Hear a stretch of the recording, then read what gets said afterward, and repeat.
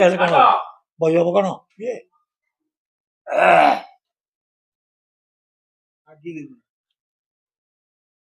ଏ କହରେ ଆରେ ଅଜା କାଲି ରାତିରେ କିଏ ଗୋଟେ କଦଳୀ ଦେଖିଥିଲି ଗଛରେ ତାକୁ ସକାଳୁ କିଏ ନେଇଗଲି। ତୋ ବାହାରେ କଦଳୀ କାନ୍ଦି ଥରେ ନେଇଗଲା। ହଁ ଆଉ ସତରେ ବା ଦେଖିବା ଆସୁନ।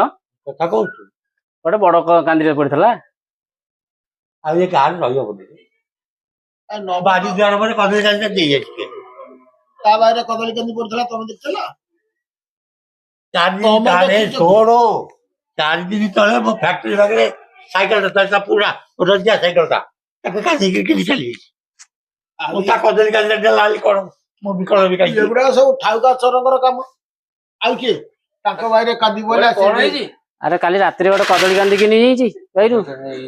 ହଁ କଦଳୀ କାନ୍ଦି ମୁଁ ଦେଖିଛି ଦୋକାନରେ ବିକ୍ରି କରୁଥିଲା। କୋଉଠି? ରାକେଶ ଦୋକାନରେ। କୋଉଠି? ରାକେଶ ଦୋକାନରେ। ଆଜି ଦେଖିଛୁ? ହଁ ଆଜି ସକାଳେ ଦେଖିଛି। ଦେଖୁଛଟି? ଆଉ ମୋ ନା କିଛି କହିବନି। ତୁ ଜାଣିଛୁ କିଏ ବିକିଛି? ମୁଁ ମୋ ନା କିଛି କହିବନି। ନା କହିବି ଯେ କିଏ ବିକ୍ରି କରି ଜାଣିଛୁ କି? ବିକ୍ରି ରାକେଶ ଦୋକାନରେ ବିକ୍ରି କରିଛି।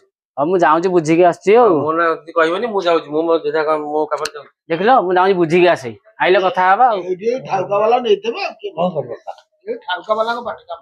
ଆଉ ଦେଖ ଯା